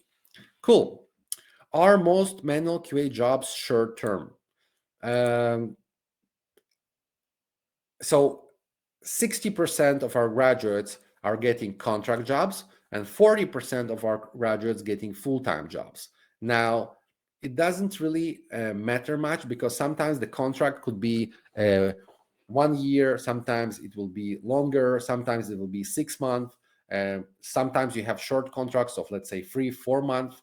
But we're going to teach you how always to look for a better job with more compensation, with more benefits, how to get eventually full-time jobs for everyone. Even if you get your first job as a contract job, for example, for 1 year, you will next week continue the job search, asking for more money, more benefits from other companies, for example, only for full-time if you wish.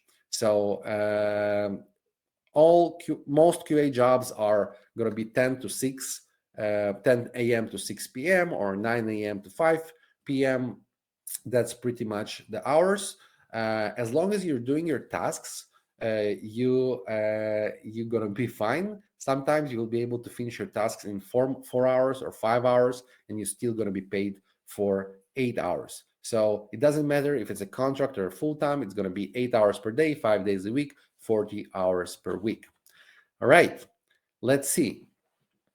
How much time do I have to learn automation QA if I pick the upfront option from the moment I start my manual QA class?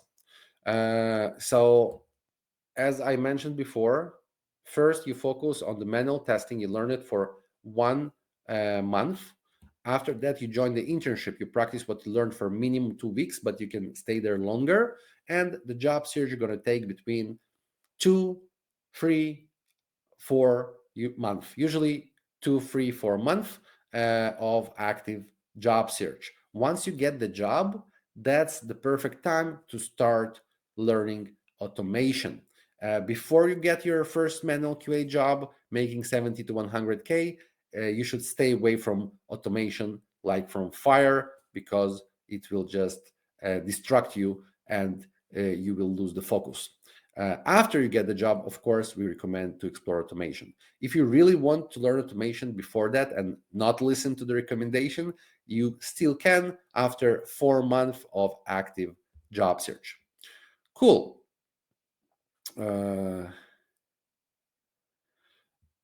Is it mobile testing in internship? So in internship, you're going to do both web testing and mobile testing. Do you guarantee a job placement? Guys, it's very hard to guarantee something if you're not following the instructions. Those that are going to follow the instructions going to see the results, which means they're going to get 4 to 10 interviews after 2, 3 months, sometimes up to 4. And if you're going to be prepared well and you're going to follow the instructions and you're going to work with your mentor, you're definitely going to get at least one job offer. That's how it works. So just follow the instructions, get the job. I can guarantee you that after you're going to graduate the program and join our community of graduates, you will see and witness dozens and dozens and dozens and dozens and dozens of success stories of your fellow graduates that are going to share it during the graduate meetings, that are going to tell about how they got the job, how they do the job, and share with you all of those testimonials. I can guarantee you that you will have access to it once you graduate the program. And I can guarantee you that if you just follow the instructions, you will get the job. Let's see. Thought a manual QA does not need to know programming languages. Yes, you don't need to know any programming languages. You mentioned that during an interview, we may be asked if we know some of the languages like SQL. So guys, when we talk about SQL, which is basically a language used for databases, it means that you know the basics of the basics, something that you can learn probably in 2 hours. Now, in case that you will feel that it's complicated for you, because for some people, they might feel that it's going to be complicated for them, we recommend to watch it second time, then it will become more clear. But if it's still complicated, it's okay. Just forget about it. You're still going to get the job even without it. But those that are going to learn it, they're probably going to get more calls, more interviews, and maybe even more offers. But it doesn't matter. You're still going to get the job anyway, if you're just going to focus and follow the instructions. Okay, I hope that I answered your question, Nandini. Cool. SQL is usually asked in 3 interviews out of 10, so it means that 70% will never ask you about it. Cool. Can international students join this program? No, they cannot, because we don't want to waste your time and effort, because we know that companies will not hire you. Do you have certificates on completion of this course? Yes, of course, you're going to have a certificate of completion. You can send it to your parents, because nobody else is going to ask it from you. Nobody asks any certificates in quality assurance in the United States. They might ask it in Australia, in UK, in Belarus, in Africa, but in the United States, you don't need any certificates in the United States. I don't remember anyone being asked to provide a certificate for QA. So definitely you will not need it, but of course you will get a certificate of completion at the end of the course. Is it possible to work a part-time position if you sign the work agreement? Yes, you can, but why would you work as part-time if you can get a full-time or 8 hours per day contract? We teach you how to make 70 to 100K, 35 to 50 per hour. I don't think that you should accept anything less. By the way, in many cases, when you finish your tasks and you work efficiently, you will be able to finish your work in 4 hours or 5 hours and still being paid for 8. So you can consider it a part-time if you want. Let's see. I'm retired QA tester, out of the business for about 10 years. Interested in the work from home opportunity. Is this right course for me? Yes, this is the perfect course for you. We're definitely going to help you get the job if you just follow the instructions. So welcome back. I don't know if you really want to show the gap that you didn't work for 10 years, but it's something that you will discuss with the mentor how better to edit your resume to make it look attractive. I have a little bit of programming experience. Will that help make the job search a little easier? Yes, because whenever you have a technical background, whenever you have some knowledge in programming, companies will just kidnap you. And if for other people it's going to take 3 4 months, for those with a technical background, it might take 1 month or 2 months or 2 weeks. Okay, awesome. Guys, I hope what made you get into this field? Great question.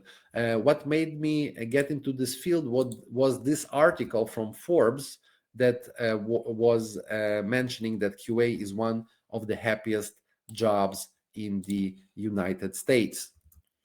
That's what brought me in, and I'm really glad I read it. Awesome. If you get a job offer from LA and New York, is your location and New York is your location, how does remote will work here? Simply, you just work. You just work from LA in New York or from New York in LA, right? Awesome. Thank you, guys. I see most of you already got the contract and click the get contract and invoice button below. Thank you for that. We would love to see you on our lesson number 2 tomorrow. Those few of you that still didn't, you still have last chance to do it.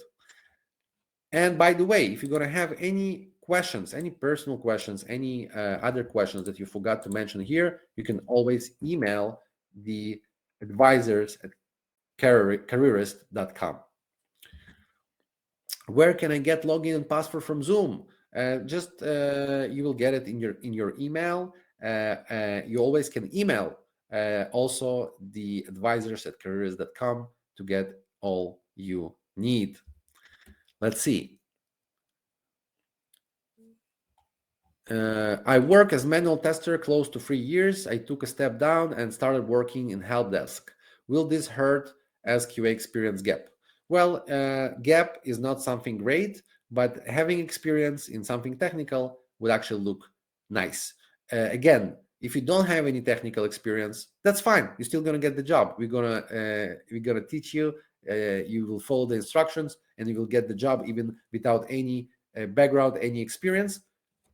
Just to explain, when I say any experience, I mean that of course you will have an experience. Once you join the internship, you will show on hand real experience in the industry. That's why you will be able to get the job. Without experience, nobody wants to hire you, but you will have an actual experience after this course and after the internship.